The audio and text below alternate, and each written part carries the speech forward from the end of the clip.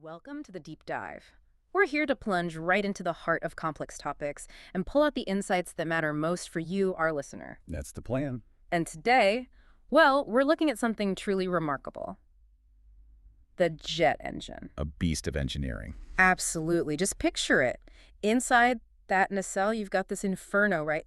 Combustion, gases rocketing out, temperatures that would just vaporize almost anything. Extreme conditions, absolutely. So the big question, the one that seems almost impossible, is how do engineers manage this? This fiery, high-pressure environment, keep it all from melting down while it's powering a massive aircraft? Mm-hmm. It really does sound like magic sometimes. It does, but it's not magic. As you said, it's pure, brilliant engineering. Right. And a huge part of that brilliance, often completely unnoticed, centers around something called bleed air, correct? Exactly. Bleed air. It's this incredibly versatile, often overlooked component, but it's absolutely central. Central to the engine's own integrity, protecting it from itself, really. Protecting it from its own fury, I like that. Yeah, and it's also crucial for powering a whole host of the aircraft's other essential systems. It really is the unsung hero of modern aviation, as you put it. An unsung hero. Perfect. And that's our mission today, isn't it? To unpack the critical role of bleed air. Get right into the nuts and bolts. We'll extract the most important nuggets of knowledge. Make sure you listening grasp not just what it does, but why it's so indispensable. The why is crucial. Especially, and this is important, if you're preparing for those ATPL theory exams, this deep dive is tailored for you. We're focusing on the core info, the operational specifics, and yeah, the why and how behind it all. To really solidify that understanding, give you that edge. Exactly. Okay, let's get started. Let's unpack this. So, bleed air. To really get this unsung hero, let's start right at the beginning. What is it? Where exactly does it come from inside that engine? Okay, so at its core, bleed air is simply air extracted directly from the engine's compressor section. Okay, from the compressor. But, and this is key, it's not just any air. It's air that's already had considerable work done on it. By the time we bleed it off, its pressure and its temperature have been significantly raised. Oh, so it's already energized. Precisely. That makes it a powerful, ready-to-use resource for other tasks.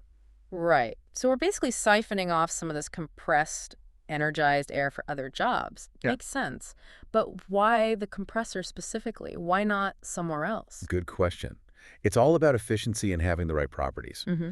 The compressor is ideal because, well, the air is right there. It's readily available. Uh-huh.